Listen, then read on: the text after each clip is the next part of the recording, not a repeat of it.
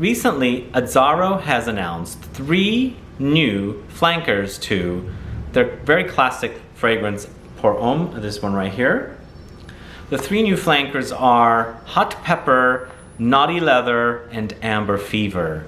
I'm going to discuss these 3 new announcements with you, plus go over the original Azzaro Pour Homme and the Intense from 2015 that nobody talks about. All coming right up.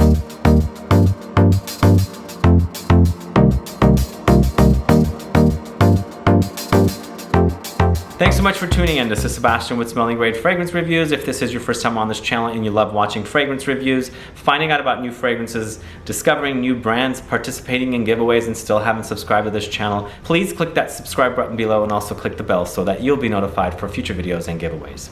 And yes, 3 fragrances were announced by Azzaro, flankers to the original Azzaro Pour Homme, which is this right here, a fragrance I've known about since the early 80s when my dad and my uncle wore.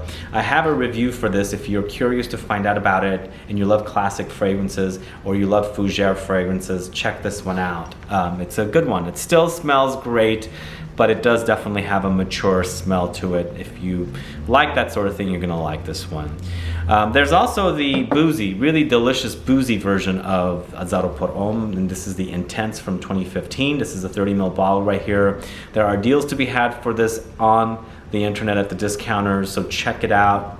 Both of the fragrances you can find deals for currently, but this is absolutely delicious. I don't know why not a lot of people discuss it, but it does have mature touches to it because it is, after all, a flanker of this, and you do pick up elements of this in here, but that booziness makes it so delicious. It still smells very, very modern, but you have the classic touches under there that you will pick up and go, maybe it's a little too mature for me, or maybe it's really delicious and boozy, because it's that beautiful boozy note in here. It makes it really, really sexy. Absolutely a hidden gem kind of a fragrance, one that doesn't get spoken about. It's kind of a late discovery for me, although I had sampled it in Europe on my travels at Sephora. They sold this, but I just never really jumped on it. But finally there's a bottle here that I really, really love. So this one is definitely one to try.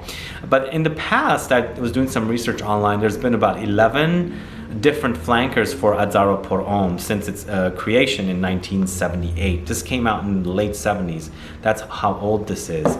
It is really, really old, 40 years old. 40 years for a fragrance is pretty long time. So it's stood the test of time and people still wear this one. So there's been 11 or so flankers. I don't know how true the databases are online, but that's what I figured and discovered. And one of the other ones that I used to have in my collection, which I also don't have currently as the bottle broke, is Azzaro Pour Homme Nighttime. So Nighttime was a fragrance that I bought thinking it's going to be a nighttime clubbing kind of a fragrance, but it turned out to be more of a freshy citrus because it had a dominant bitter orange note and a rhubarb note. I didn't hate the fragrance. In fact, I really loved it, and I thought the performance was excellent with that fragrance, even though it's a freshie, and I thought it was named wrong for nighttime. Guys, have you tried Nighttime, Azzaro Pour Homme Nighttime? If you like rhubarb and bitter orange, that one's definitely worth checking, and it's a great summer fragrance. Again, that was a great one. I don't have it here, but I've tried 3 fragrances from this collection. Now I'm very, very curious about these 3 flankers. So one of them is Hot Pepper, which utilizes at the top for notes chili, juniper berry.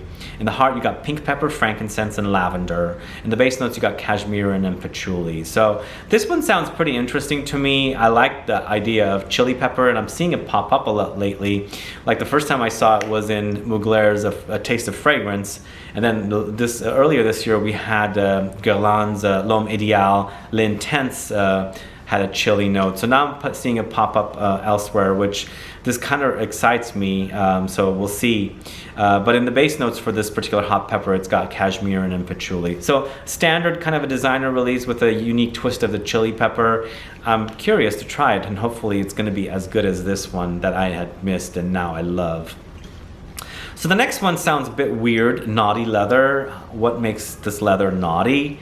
So we'll see. But for the notes at the top, you've got Davana, or it's actually Indian Davana. And if you don't know what Davana is, kind of sort of like Artemisia, so it has a smell of like licorice or anise or absinthe and things like that.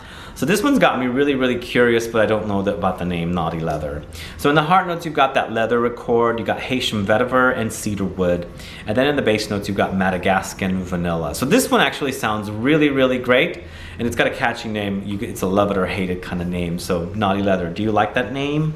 Or do you think it's kind of stupid? All right, so the last one sounds really good. It's the Amber Fever. So Amber Fever is, of course, about amber, I'm assuming. So basically they're taking Azzaro Pour Homme and making it with amber touches. So at the top, you've got French clary sage. In the heart, you've got cacao absolute and frankincense.